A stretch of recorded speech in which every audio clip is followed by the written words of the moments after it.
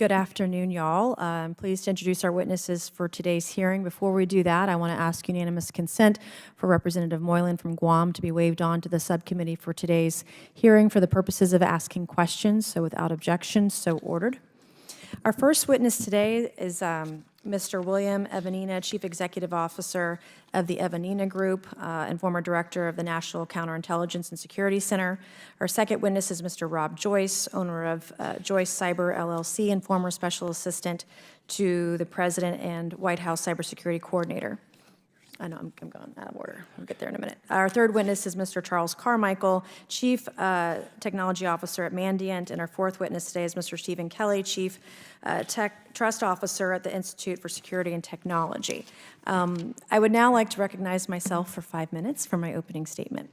Earlier this year, top intelligence and cybersecurity officials testified before the Select Committee on China about a vast, long-term, and ongoing campaign by the Chinese Communist Party, or CCP, to hack into the computer systems that operate America's critical infrastructure, our dams, power plants, transportation hubs, and other essential operations.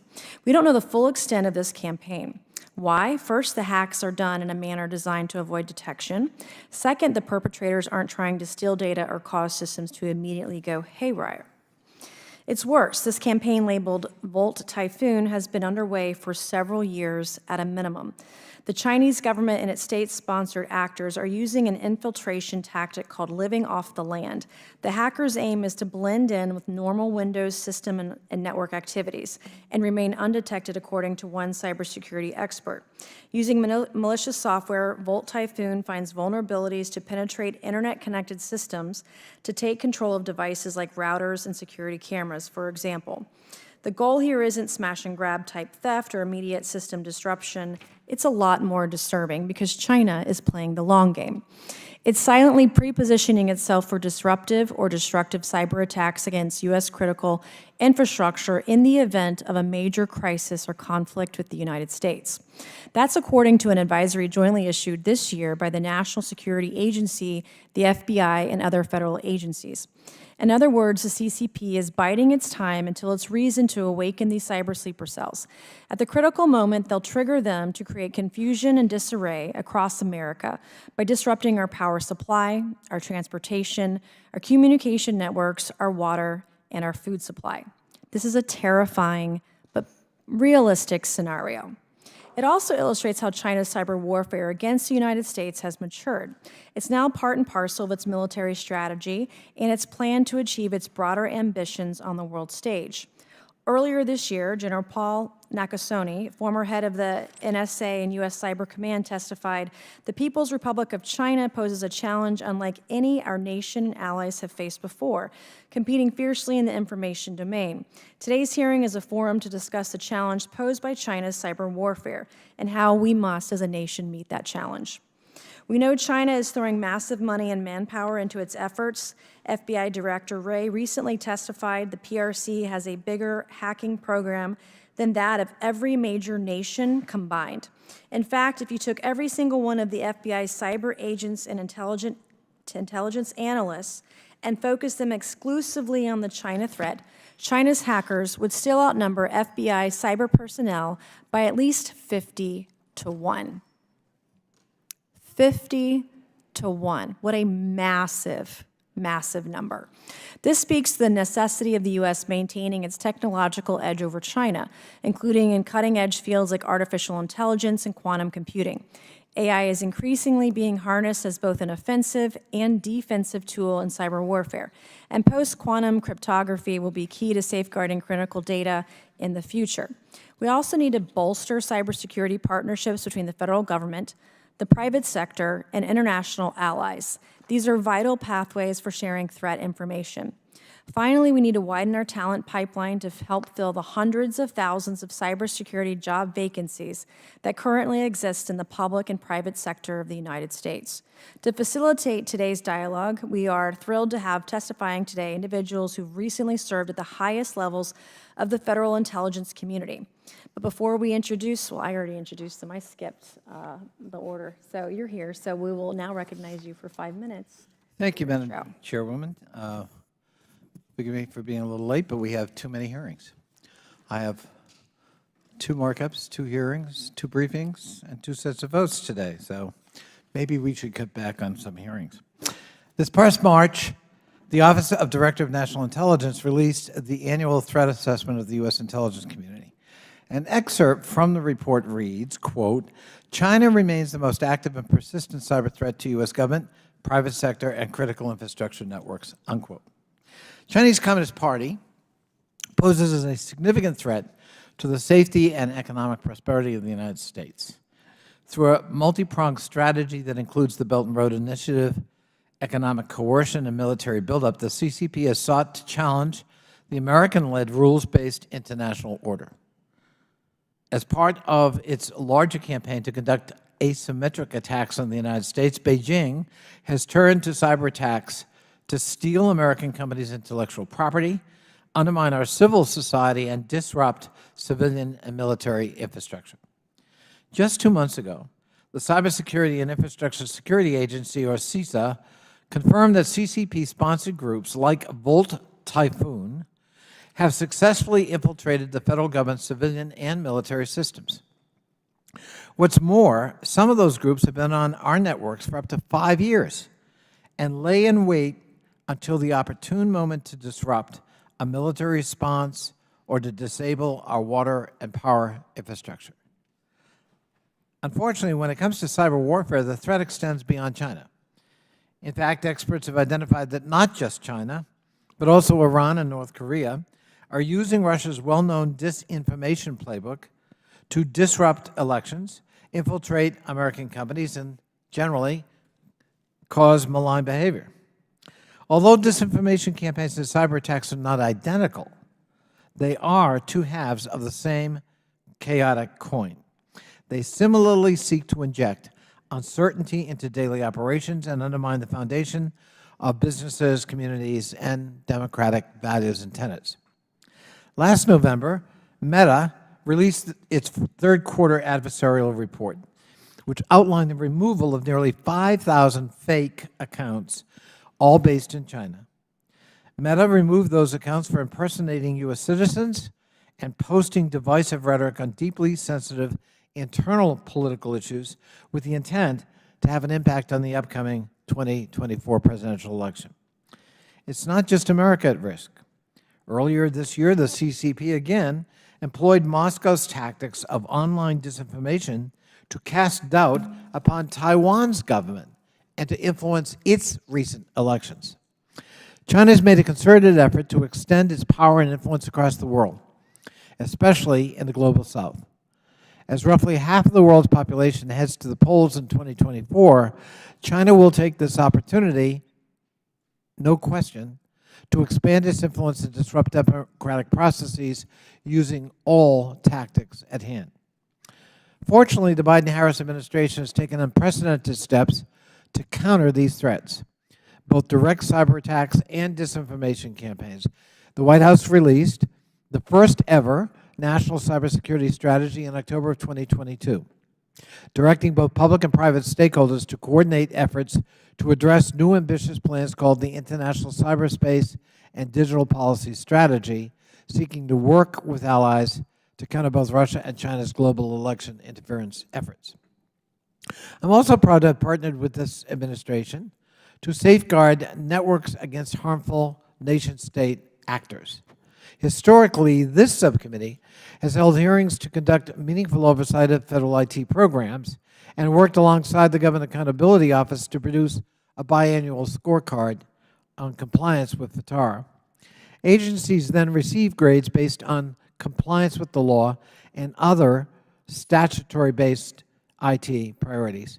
Scorecard assesses compliance with the Federal Information Security Modernization Act, FISMA, evaluating all 24 CFO Act agency cybersecurity postures. For further transparency, and after years of congressional advocacy for metrics to replace the expiring Trump-era cross-agency priority data, OMB finally began publishing quarterly federal cybersecurity progress reports on performance on performance.gov website. These reports measure agencies' progress in achieving milestones and implementing key cybersecurity measures articulated in President Biden's executive order on improving the nation's cybersecurity.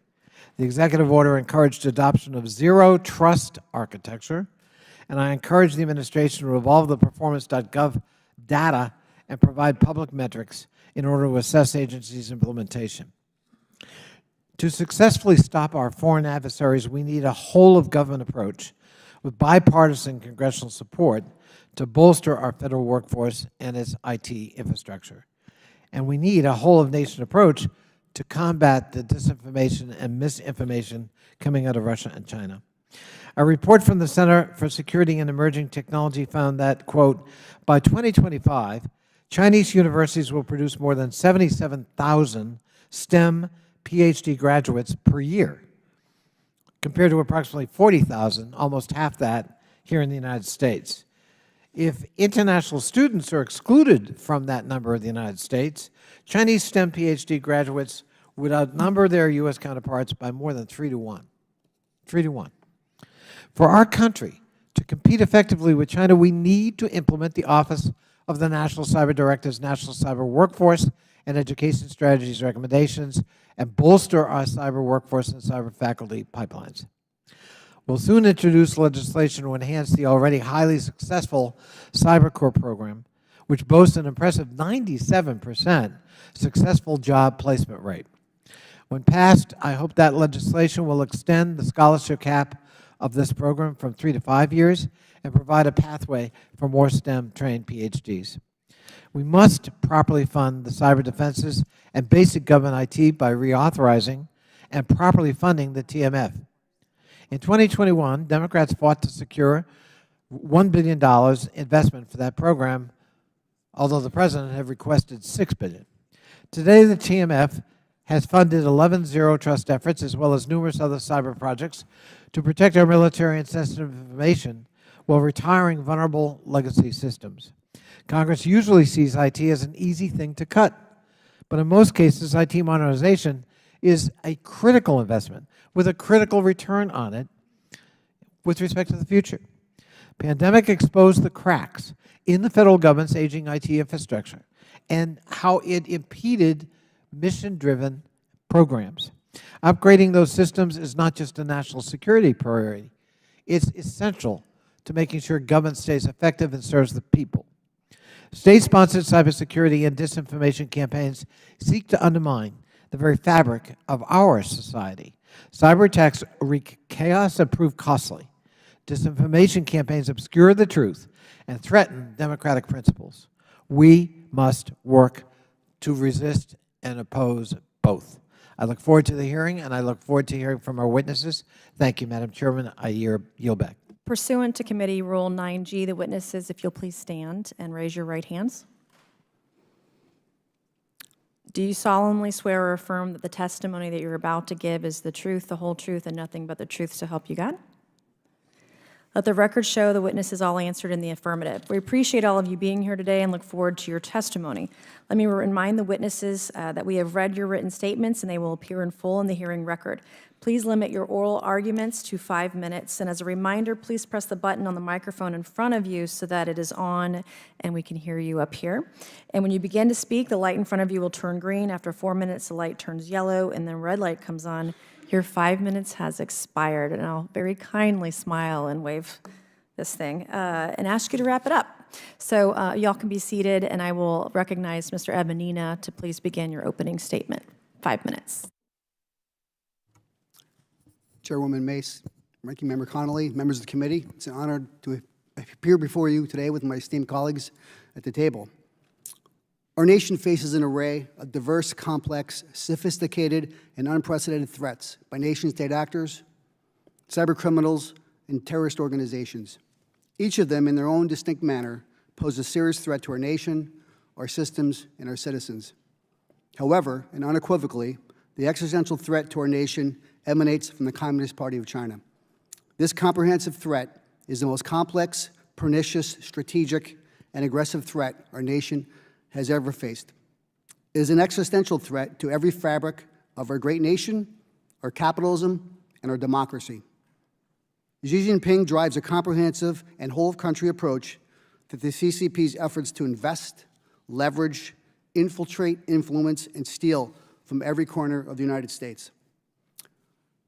Naivete by those who hope to otherwise believe the opposite will only accelerate Xi's intentions and progress. Additionally, the United States private sector, critical infrastructure, academia, and research and development entities have all become the new battle space for the CCP's nefarious activities. As this committee is aware, it is currently estimated that the economic loss from the theft of intellectual property from the Communist Party of China is nearing $600 billion per year. To make it more relevant and personal, that equates to approximately $6,000 per American families of four after taxes. China's ability to strategically obtain our intellectual property and trade secrets via legal, illegal, and sophisticated cyber and hybrid methods is like nothing we've ever witnessed before. It is said by many to be the largest theft of intellectual property in the history of the world. Technology, from ideation to manufacturing, is frequently the intended target of these efforts. Additionally, it is estimated that 80% of American adults have had all of their data stolen by the Communist Party of China. The other 20%, just most of their data. Data and technology have become two of the most valuable commodities in the world, and acquiring them has been a high priority for the CCP. I believe we must approach this existential threat with the same sense of urgency, leadership, spending, and strategy as we have done for the past 2 decades in successfully preventing and deterring terrorism. I would offer to this committee that we are in a terrorism event, a slow, methodical, strategic, persistent, and enduring event which requires a degree of urgency of government, action, and corporate awareness. It is clear that under Xi Jinping, the CCP's economic war with the United States, combined with his intent to be the military leader of the world, has manifested itself into a terrorism-like framework. Let me be more specific. The CCP's capabilities and intent are second to none as an adversary. Countless cyber breaches, insider threats, and nefarious penetrations into our critical infrastructure are ubiquitous and have been widely reported. Adding the CCP's crippling stranglehold onto so many critical aspects of our supply chain, and what results is domestic vulnerability we have not seen in generations, if ever. Now we must confront and defend against these CCP efforts with all the known and unknown artificial intelligence accelerators which will come along. As we continue to drive forward with AI development for the good, we must also ensure security safeguards are implemented to protect from the bad. For all the progress we make, we must equally think of the potential of a zero-day exploit utilizing sophisticated AI. When we incorporate China's recent actions to include, as referenced by the chairwoman and ranking member, the Volt Typhoon, sophisticated surveillance balloons across our sovereign land, technical surveillance stations just 90 miles away in Cuba, maritime port threats, Huawei, strategic land purchases near military installations, fentanyl, TikTok, malign influence, etc. The collage begins to paint a bleak picture that's beyond blinking red. I'm not even addressing space, deepfakes, or 5G or genomics. The inability or unwillingness to look behind China, the curtain they provide, and deal with the existential threat is no longer an option for the Congress, for the administration, academic institutions, and the private sector. There is no more curtain to look behind. It has been removed. There must be consequences levied for China's actions. Otherwise, there will continue to be no deterrent. Volt Typhoon should be the straw of the proverbial camel's back. Unfortunately, I believe more is to come. Thank you for the opportunity to join my esteemed fellow witnesses, and I look forward to answering your questions. Thank you. I will now recognize Mr. Joyce for 5 minutes. Chairwoman Mace, Ranking Member Connolly, members of the subcommittee, it's an honor to appear before you today. Thank you for this chance to discuss what I believe is the most significant cybersecurity issue faced by the U.S. That's the threat from cyber attack from the People's Republic of China and the threat it poses to our critical infrastructure. I'm Rob Joyce. I served over 34 years at the National Security Agency, retiring as the Director of Cybersecurity, and I hope our conversation today, I get to provide you some insight into the sophistication and strategic implications of these PRC cyber threats, and really how the PRC competes fiercely in the cyber domain. It's been widely understood that for years, PRC hackers have stolen intellectual property. They've performed traditional espionage through cyber, but now they're preparing attacks against our critical infrastructure through cyberspace. So that first segment, they stole intellectual property. This is to aid their domestic industry. Chinese state-sponsored hacking groups like APT41 have systematically conducted cyber espionage campaigns to steal trillions of dollars worth of intellectual property and trade secrets from U.S. companies. It's been across critical sectors like aerospace, pharmaceuticals, energy, manufacturing, and more.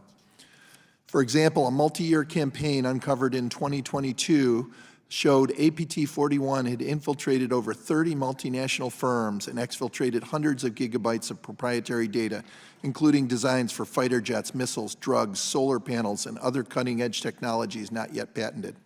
The brazen thefts rob American companies of their R&D investment and competitive advantages, undermining U.S. economic interests. The annual cost to the U.S. economy from IP theft is hundreds of billions of dollars.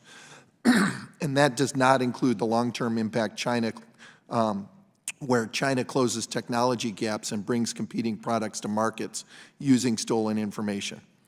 In the second area I'd highlight is the hacking for traditional espionage.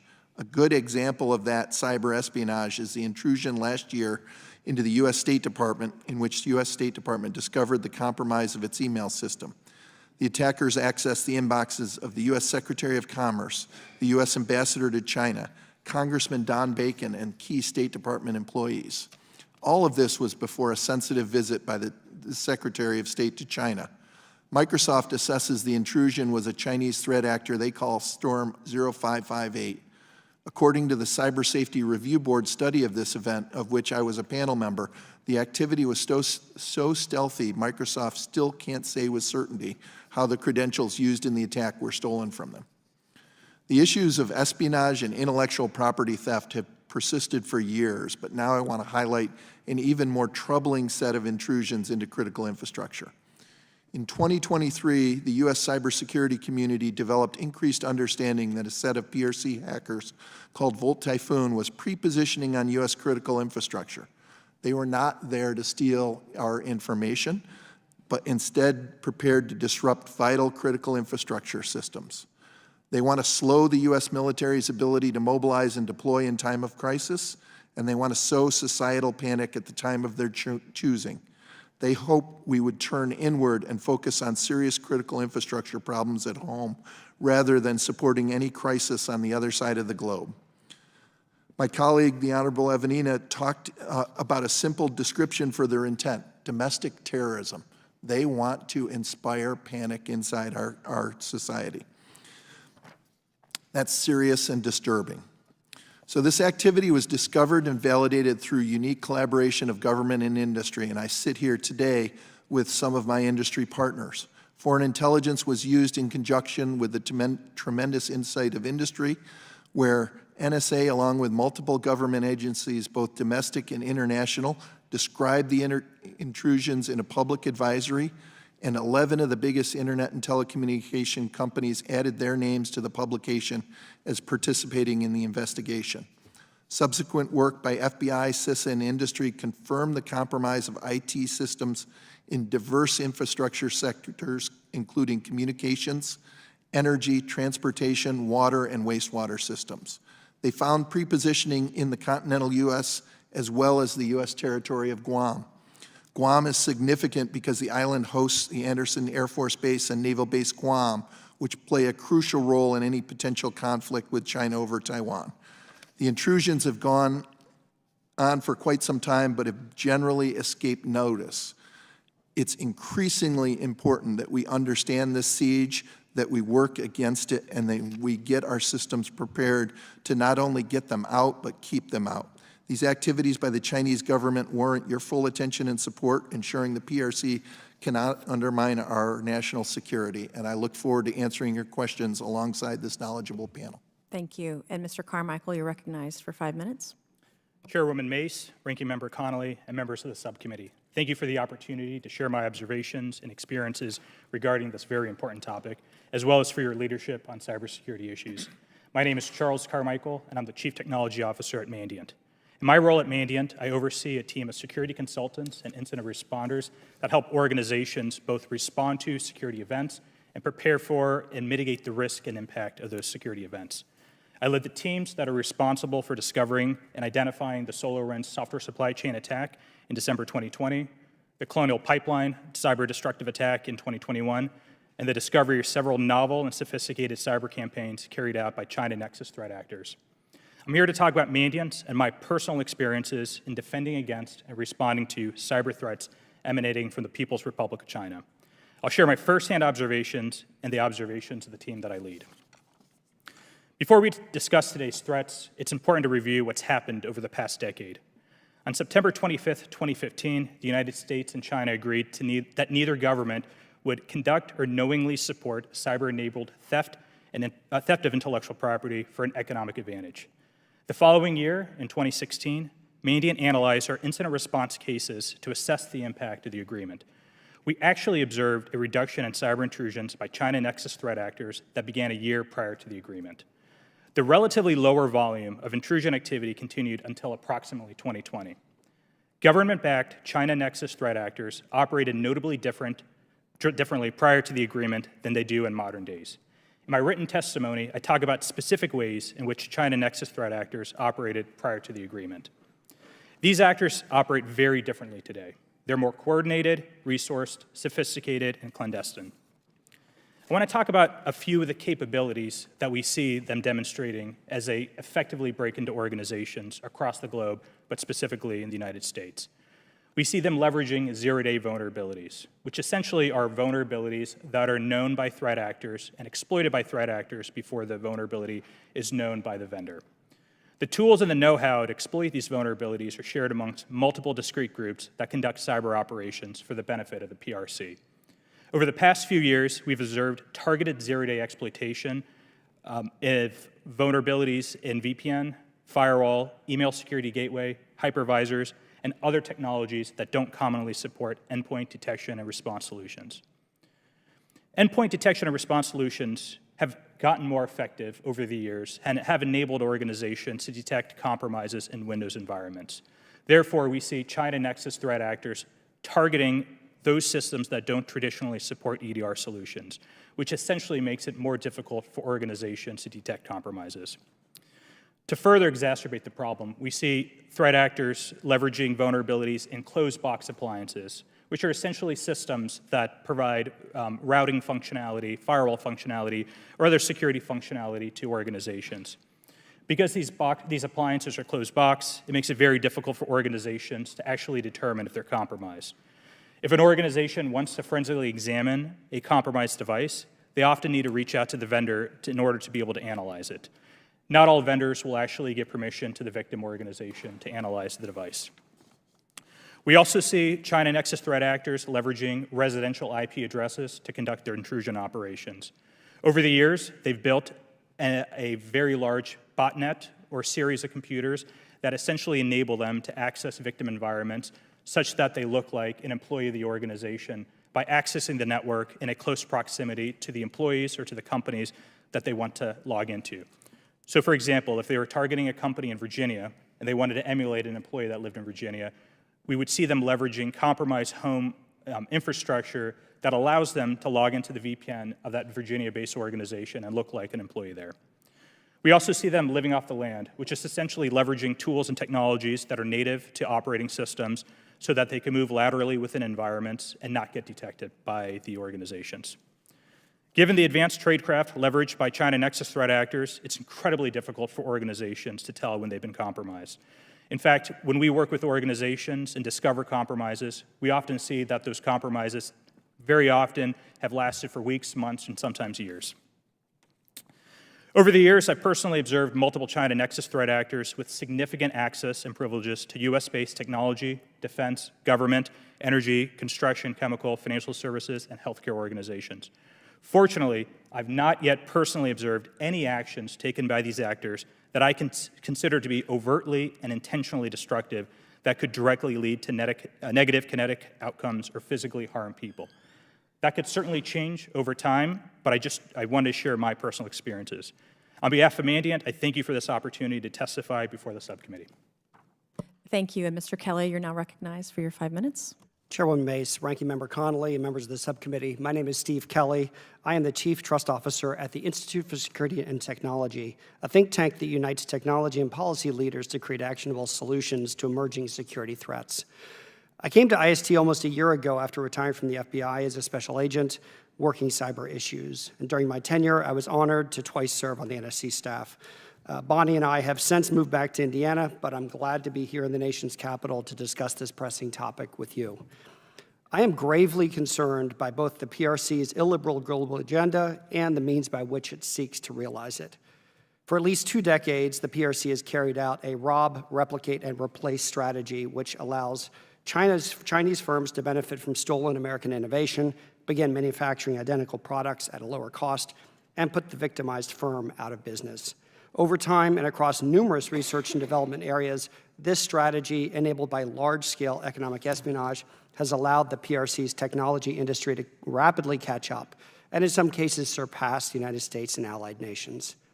Chinese technology products, both inside the PRC and for export, prioritize state-level interests over users' security and privacy, exposing users to government surveillance, acting as a vector for cyber operations, and potentially enabling denial and disruption operations. This has been a challenge here at home, leading Congress to fund ripping and replacing Huawei and ZTE equipment from U.S. telecom networks. But the challenge is even greater in developing nations that often find the immediate need of economic development more pressing than the potential foreign intelligence risk. I'm encouraged by a recent surge of interest in trusted technology within the investor community. For example, a group of leading investors recently announced their voluntary trusted capital investment principles and commitments. Another leading venture capital firm announced its American Dynamism effort, and an array of investors and founders are driving a new defense tech-focused movement. While it has been a long time coming, many throughout the world have come to recognize the risks that often accompany lower-cost Chinese products and are seeking more trustworthy sources, even at a price premium. I played a small part in planning and launching the U.S. Cyber Trust Mark, a voluntary security labeling program for consumer Internet of Things devices, like smart home appliances, and I'm pleased by the enthusiasm shown by consumer technology manufacturers in this program. While the FCC is moving the program forward, I encourage Congress to ensure the program's future stability by specifically authorizing and funding it. The threat described by my fellow witnesses should inspire a new sense of urgency to remove the PRC's leverage by consistently counteracting and publicly exposing their cyber operations, and by hardening U.S. critical infrastructure. Given numerous cyber attacks impacting critical infrastructure over the past several years, including the ransomware attacks on Colonial Pipeline, JBS Foods, and many hospitals, we are clearly not doing enough. While ransomware is not the focus of this hearing, it is instructive of the real-world impact cyber operations can deliver. If Russian criminal gangs can achieve these effects, the People's Liberation Army most certainly can too. President Biden's national cybersecurity strategy calls for establishing minimum cybersecurity requirements for critical infrastructure through regulation, or where such authority does not exist, to seek it. While federal regulations are not appropriate or desired in all circumstances, I believe that safeguarding functions essential to national security, economic security, or public health and safety warrants a regulatory approach. If establishing baseline requirements is to be achieved, Congress will need to create or clarify regulatory authorities for certain sectors, and each sector risk management agency and regulator must be resourced to carry out the task. The infrastructure in need of protection is scattered throughout the nation, and it is difficult to meet their needs from Washington, D.C. Fortunately, there are a variety of players across the federal enterprise who are able to engage at the local level. CISA's Cybersecurity Advisor Program, which places personnel across the country, is still quite new, and often an entire region may have only one such advisor. While I encourage Congress to fund the sufficient advisors to cover the ground, what remains clear is the need for expanded and enhanced partnerships as force enablers. Fortunately, CISA cyber advisors are not alone, as the FBI and Secret Service have task forces across the country. Emulating the successful Joint Terrorism Task Force program, there exists incredible opportunity to team federal, state, and local cyber personnel to undertake both proactive and reactive cybersecurity efforts. National Guard units acting under their state authorities might also plug into this model. And given the topic of this hearing, I think it is worth considering what authorities might exist or be needed for active duty cyber personnel under Title X to provide assistance or even protection to civilian entities essential to the operation of key military installations, also referred to as defense critical infrastructure. While this approach may not scale, I believe there are scenarios under which that would make sense and should be explored. I want to thank the subcommittee for inviting me to participate in today's hearing and look forward to your questions. Thank you. I will now recognize myself for 5 minutes of questioning. I do have several questions, so if I could just ask if we could be brief and direct and straightforward in our responses, because I would like to try to get through all of them today. General Nakasone has stated that if a nation state decided to attack our critical infrastructure, I would say that's above the threshold level of war. And in the testimonies that was prepared, it refers to China's cyber warfare against the U.S. as a form of terrorism. And Mr. Evanina, you said today it was an existential threat, in your words. So in the face of this terrorism, Mr. Evanina notes there's little deterrence also. So my first question to you, Mr. Evanina, if these CCP-driven hacking campaigns are a form of war on terrorism, are we deterring China from conducting them? Thanks for the question, Chairwoman Mace. If we are deterring, I'm not aware of that. From an intel perspective and a law enforcement perspective and a cyber perspective, what they are doing to us is on the border of... Why not? Why aren't we deterring? You would have to ask the policymakers in that pace, but I do believe in the same, as they're preparing for battle, as we heard, and our critical infrastructure, I don't think it's reasonable for the minimum standards to ask companies to defend against nation-state threat actors and their proxies. I think it's a big task for them to do, and I think the U.S. government should take more of a hand in defeating and deterring the Chinese Communist Party and their infrastructure. Is it safe to say this administration doesn't have a strategy for deterrence? I'm not aware what the current strategy is. Okay.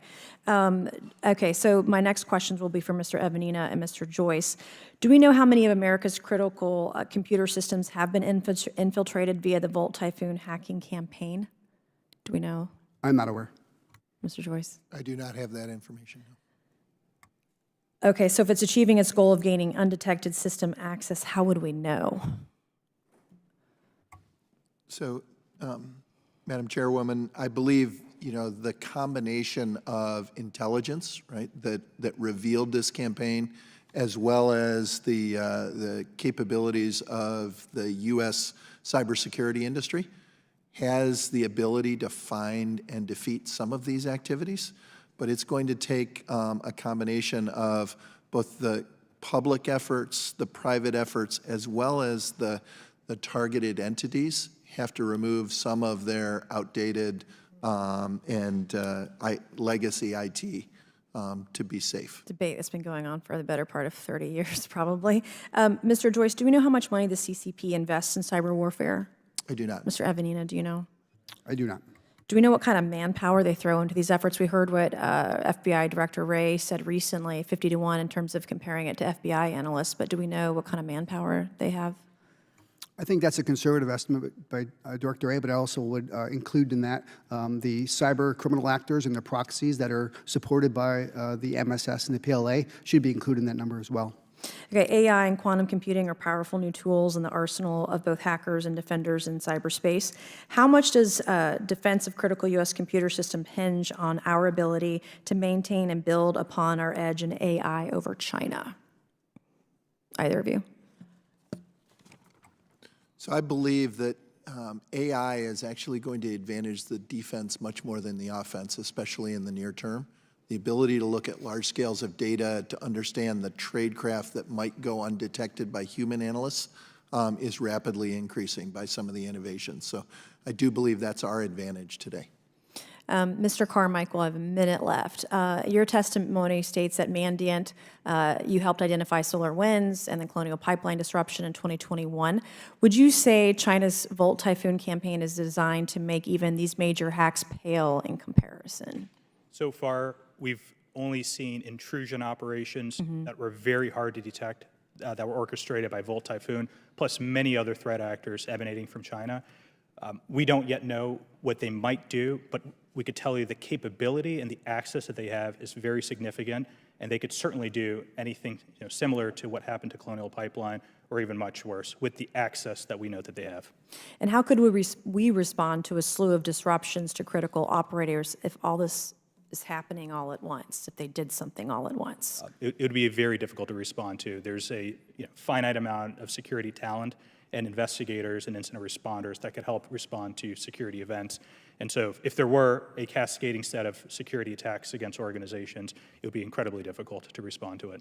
All right, thank you, and I'll now yield. Madam Chair, if you want to take another 5 minutes, No, I'll wait. Okay, Yeah. all right. Okay, and I now yield to Mr. Connolly for 5 minutes. Thank you. Mr. Evanina, you were ringing the alarm bell some time ago.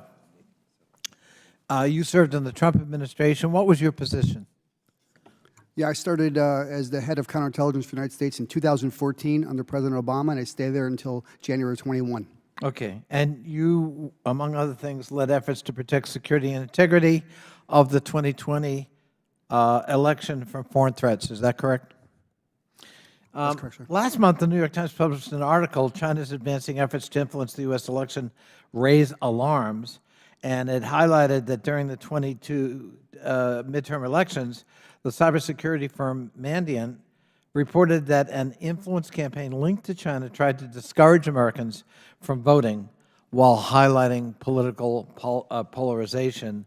The finding illustrates how China has been using Russia's disinformation to, quote, influence American politics with more of a willingness to target specific candidates and parties, including now President Biden. I ask that we insert this article into the record. Without objection. I thank the Chair. Mr. Evanina, during the Trump administration, is it true you were already ringing the alarm that both CCP and Russia were trying to influence that 2020 election? Yes, sir. And in August of that year, you issued an official press release warning, quote, we assess that Russia is using a range of measures to primarily denigrate former Vice President Biden and what it sees as an anti-Russian establishment. Your statement added, quote, for example, pro-Russian Ukrainian parliamentarian Andriy Derkash is spreading claims about corruption, including through publicizing leaked phone calls to undermine President Biden and his candidacy in the Democratic Party. I ask unanimous consent to insert that press release into the record. Without objection. Mr. Evanina, excuse me, is that the same Andriy Derkash who, according to reports, quote, gained access to Trump's inner circle through Rudy Giuliani, the president's personal lawyer? Yes, sir. Is that the gentleman in question? Yes, sir. And is he sitting with Rudy Giuliani? Yes, sir. Aha. In fact, just a month after you issued your statement, the Trump administration sanctioned him, to their credit, for being, quote, an active Russian agent for over a decade. Is that correct? I believe that's correct. Even though experts, including you and others, have repeatedly warned us about Russian efforts to smear Joe Biden with false information about corruption in Ukraine, and by the way, one of those informants who was the key witness of the Oversight impeachment hearing is now in jail for lying to the FBI. Is that correct, Mr. Kelly? Are you familiar with that? I don't have firsthand knowledge of that. Well, do you have any thoughts, given your new role and your previous role, about the dangers that can ensue? Mr. Evanina warned us correctly about Russian disinformation inserting itself into our politics, and it sure did get into a very high level, both here in Congress and in targeting the President of the United States with absolutely false information. What could go wrong with that, Mr. Kelly? What should we worry about with that? Malign foreign influence operations coming from Russia, China, or anywhere else is incredibly problematic, and in particular, in the context of elections. So I agree with that statement. So in some cases, credulous people might take at face value information coming from social media bots, false sources who create false identities as Americans when they're in fact not. In fact, recently one of the big media companies just took down 5,000 accounts, I think I mentioned in my opening statement, all from China, pretending to be Americans. But the other is that political figures might use that information knowing or not knowing it's false for political gain that could, in fact, be harmful to our system, especially given the fact it's based on false information and a foreign actor with an agenda. Would that be a fair statement, do you think? Yes, that can absolutely happen. Thank you. I yield back. Thank you. I would like to say for the record, most Republicans in Congress are actually banned from Russia. And when we're talking about false sources, false information, we could look no further in 2020 than mainstream media that covered up the laptop and the FBI and all those national security advisors that signed that letter. That was absolutely misinformation, disinformation, right before an election. So when we talk about foreign actors with an agenda, there are domestic actors with an agenda. So I would now like to recognize Mr. Moylan for 5 minutes. Thank you, Chairwoman Mace and Ranking Member Connolly, for allowing me to wade into the hearing and speak on an issue that has plagued my district and the United States at large. The problem is clear. The People's Republic of China has unabashedly conducted cyber warfare against the United States for over a decade. The PRC uses proxy groups like Vote Typhoon to step attribution for these cyber attacks. As a veteran, I can personally say that divesting cyber attacks on the Office of Personnel Management in 2015 was a cyber wake-up call. While many cyber attacks target our federal government, Chinese hackers' indifference towards targeting civilians is apparent. Chinese leadership, or their proxies, has continued to demonstrate a lack of concern toward attacking civilian infrastructures. Regardless of source, the blatant disregard, even to the extent of launching cyber attacks during an active Category 5 typhoon on Guam. Shutting down Guam's communications while extreme weather destroys billions of dollars worth of homes, businesses, and community facilities is simply inexcusable. So my question, Mr. Evanina, cyber represents a facet of Chinese gray zone warfare that the U.S. has struggled to contend with.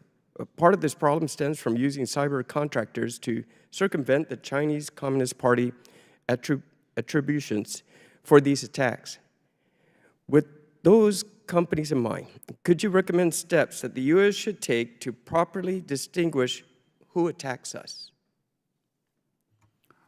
Congressman Moylan, thank you for the question, and thank you for your support and efforts in Guam and in the Pacific for us competing with our major adversary there. To answer your question, sir, I think first thing has to happen, we have to be more aggressive as a country, as an administration, working in partnership with Mandiant and others to attribute these criminal entities as what they are. They're proxies for a state-sponsored organization that we know is the Communist Party of China.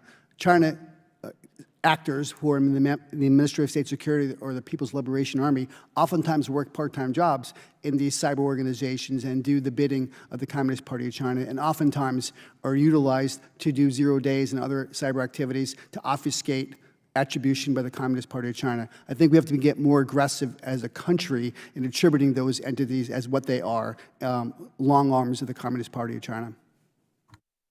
Thank you. Mr. Joyce, with the limited cyber personnel already, Guam cyber infrastructure suffers from deterioration and lack of funding, leaving civilian and military assets vulnerable to cyber attacks, while with Guam being one of the closest U.S. territories to China. What policy advice would you give the President, the Governor, or even myself to solve Guam's cyber insecurity? Thank you, Congressman, for your question. I think the most important thing is we have to have the awareness and the priority on this crisis to give them the resources to get rid of old, outdated, and insecure hardware. A lot of the tactics used in the attacks are finding flaws that could have and should have been patched in old and obsolete equipment.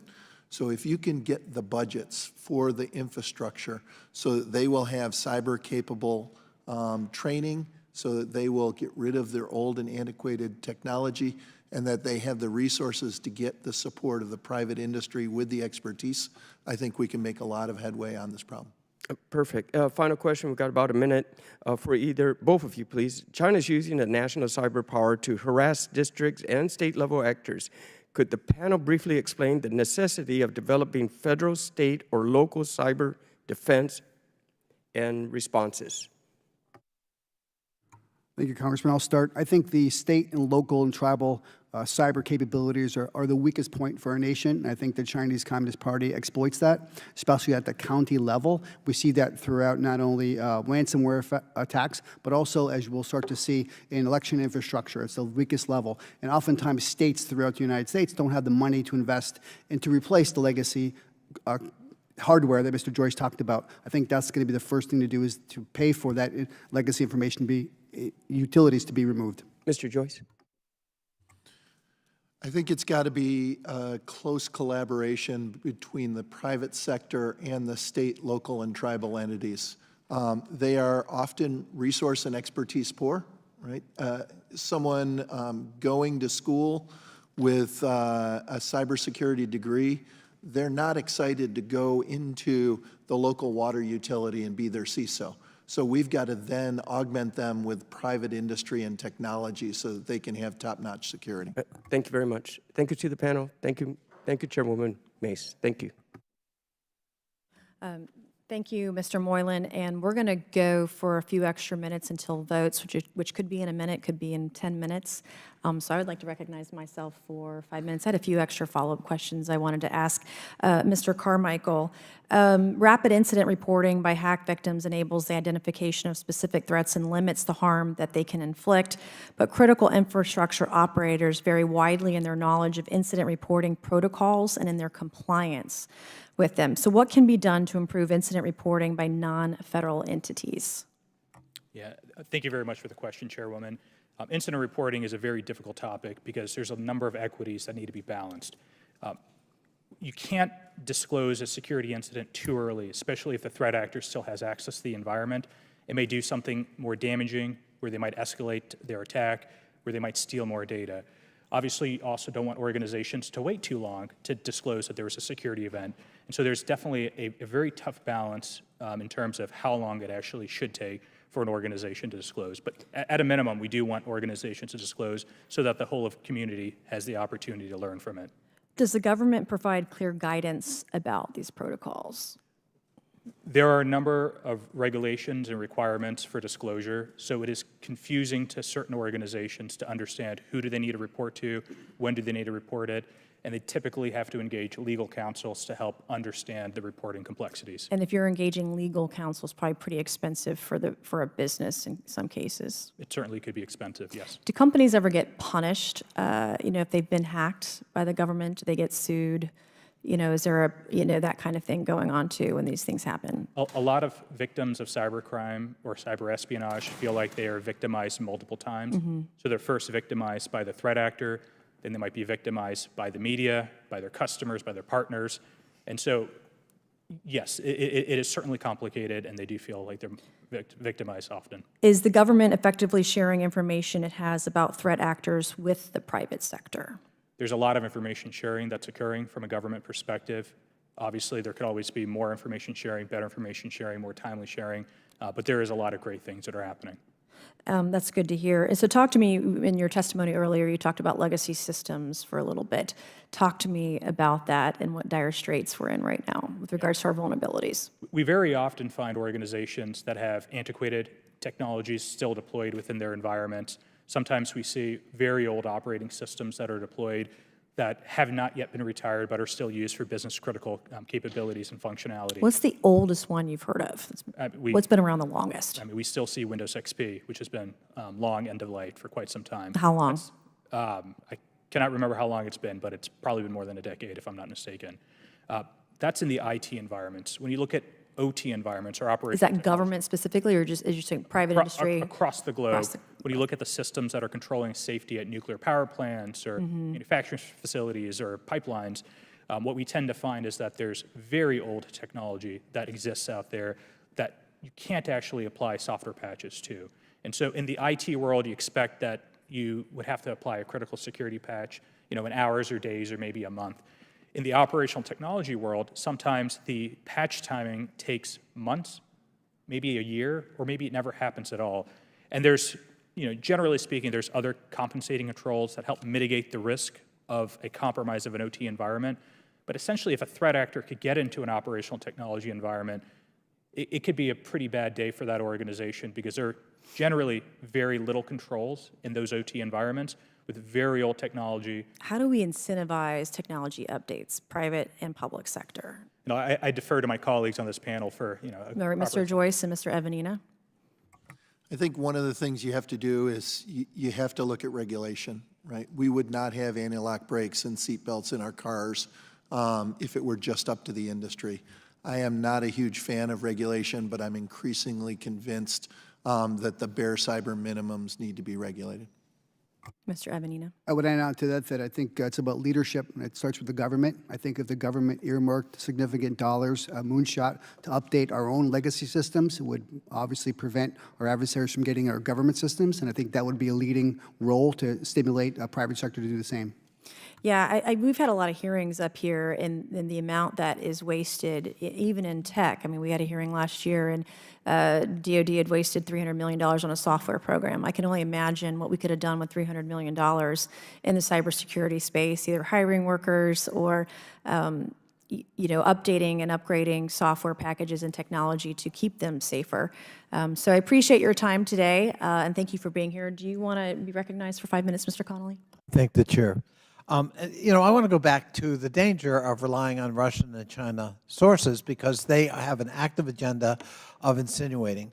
We've established one that you're familiar with, Mr. Evanina, and that was a key source for Rudy Giuliani and his false claims about corruption involving Ukraine, Burisma, and then Vice President Biden.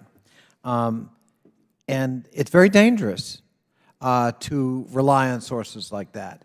I want to point out 3 key sources for the impeachment inquiry on my other committee, the Oversight Committee, the full committee, and on the Weaponization Committee.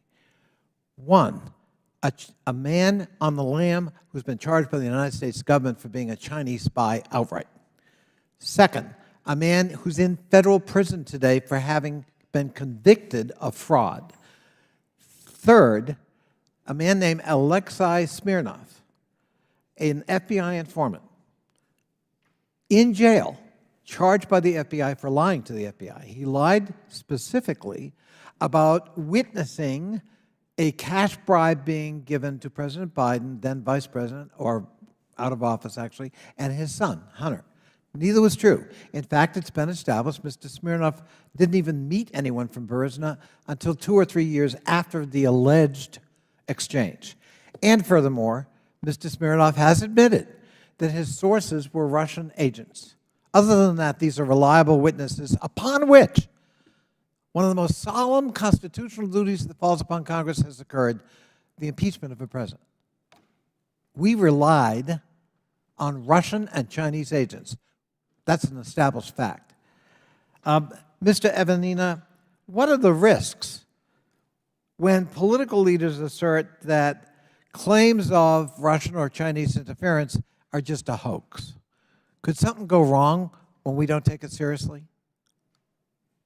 Ranking Member Connolly, I think it's important to note that we should fully expect the Communist Party of China, Russia, Iran, and others to participate in the same type of disinformation, misinformation on the upcoming election. And I think we have to be postured to be able to identify that quickly and notify the American public as fast and as furious as we can, and then take action to notify individuals who are either part wittingly or unwittingly or being used by those nation states to promulgate their information. So I think that's really critical that we do that moving forward. So I think, I don't want to put words in your mouth, but I'm hearing you say, look, before we politically decide to dismiss something as an inconvenient fact, we need to have some skepticism about sourcing because of what Russia and China are doing.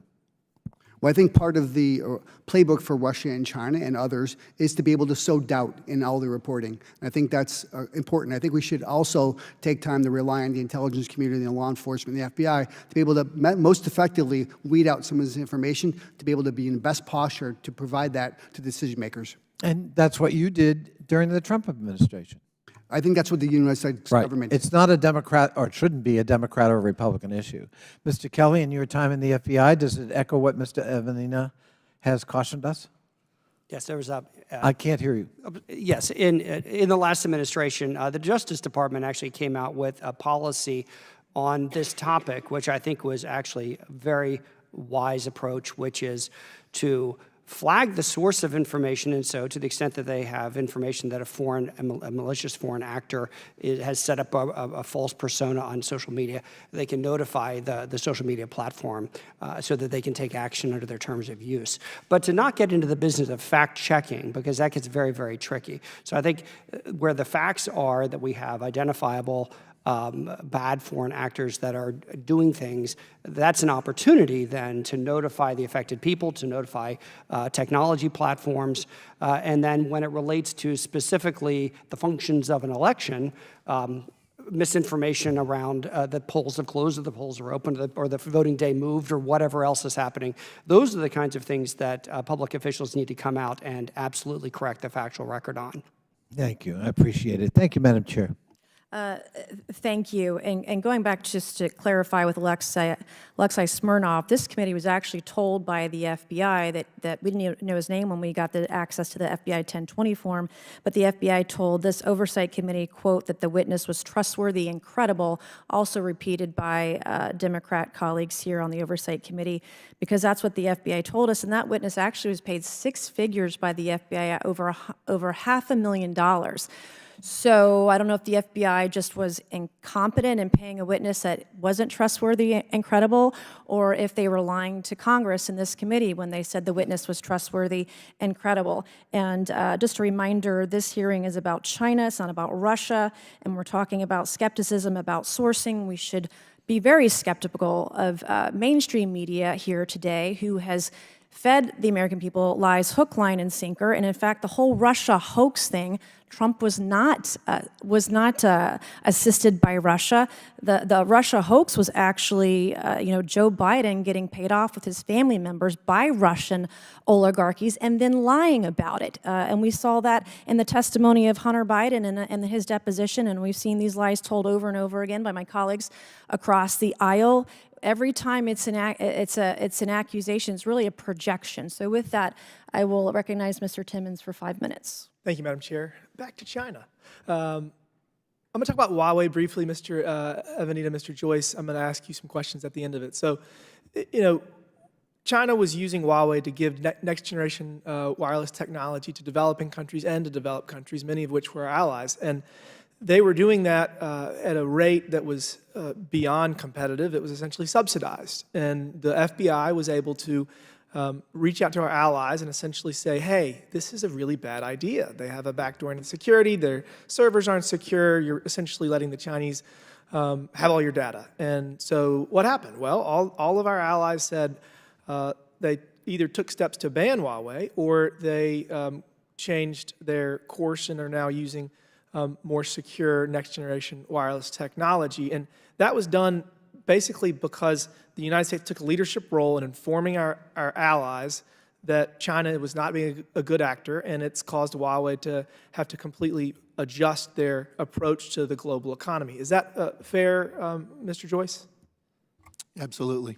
Okay, so I think this is a great model. It's a great model of how we can address larger concerns. So obviously we're talking about cyber attacks, and there's no amount of money that the private or publicly held companies can spend to secure their networks from a government as big as China. There's just nothing they can do. It's not a question of if they're going to get a breach. It's a question of when. But what we can do is we can use the U.S. government and use our allies to create a consequence. So I don't see why the United States and like-minded countries will create a system through which the biggest issue is attribution in this proposal. If a company is breached and receives damages and it's from a nation state, I think that company should be able to go to the government and say, look, we do all of these things right to try to protect our data, but China came after us, we had a breach, it cost us this amount of money. Obviously there's going to be a civil suit, they're going to have to settle that civil suit with all of the individuals who had data breached. And so let's just say it's, I don't know, $100 million. So then the United States says, all right, attribution's good, China did this, the government did this, here's your $100 million, and then go and use trade tariffs to essentially make the United States whole. If we create a system like that, it can create a deterrent threat to nation states that are using cyber attacks as a tool. What do y'all think? Is that something that we should consider doing, Mr. Evanina? Congressman Timmons, yes, but I will caution the subcommittee here that I think the back end of this is the concern I have. Looking at Huawei for 15 years, we were able to get the threat relayed to the Congress, who acted and had a rip and replace legislation. The problem we have is Huawei is a legitimate business entity that functions fairly well with an intelligence collection apparatus tied to it. If we rip it, we need to replace it with something different. And the trouble we've had, because we don't have the innovation and technology based in the United States to replace Huawei, we're still stuck with Huawei across our country in the telecommunication systems. So to your point, I agree with, but we also have to have something to replace Huawei with when we rip it out. Mr. Joyce, do you think that the international community could create this deterrent threat that would hold China accountable? Well, it's not just China. It's China, North Korea, Iran, Russia, anybody that is using cyber attacks as basically a state tool. Is that something that we could do? I do, Congressman, believe we've got to use all the elements of our national power, right? Whether it is military, cyber, but increasingly commercial and tariff-related activities have proven pretty forceful, and we've seen the reactions to it. Unfortunately, a lot of these cyber criminals get to remain in places like North Korea, Russia, out of the reach of law enforcement cooperation. And so we've got to have other tools beyond law enforcement. So I think that we can resolve that by saying that any individual that is attacking the United States, I mean, it's no different than the Taliban. I mean, we sent hundreds of thousands of U.S. soldiers and waged war for decades in Afghanistan because the Taliban allowed al-Qaeda to use it as a base of operations to attack the Twin Towers. So, I mean, there's no difference if al-Qaeda was using a computer in Afghanistan and using code to crash a energy grid in a hot area in the summer or a cold area in the winter. I mean, it could legitimately kill thousands and thousands of people if we are unable to provide heat in the Northeast during a winter storm. And it would be very easy to do that. And we would have to hold that individual accountable, but we'd have to hold the country that gave them safe harbor accountable. I mean, do we agree on this? I completely agree, and I think your analogy is right with the terrorism, because if al-Qaeda had pre-deployed explosives or electromagnetic capability in New York City, is that different than Volt Typhoon and what they're doing here to potentially cause harm to our critical infrastructure? We have to look at that as a simple model. And if there was a cyber attack on Goldman Sachs resulting in $500 million in damages, are we not going to then make them whole when they did nothing wrong versus if Hamas bombs their building? I mean, we're going to make them whole, so I don't think that we should view a terrorist cyber attack any differently than we would view a missile, because there's no difference effectively. Okay, I'm over time. Sorry. Thank you for your... I agree. Cybersecurity is national security. Thank you, Mr. Timmons. In closing, I want to thank our panelists who are here this afternoon once again for your testimony today. With that and without objection, all members will have 5 legislative days within which to submit materials and to submit additional written questions for the witnesses, which will then be forwarded to the witnesses for their response. So if there's no further business, without objection, the subcommittee stands adjourned.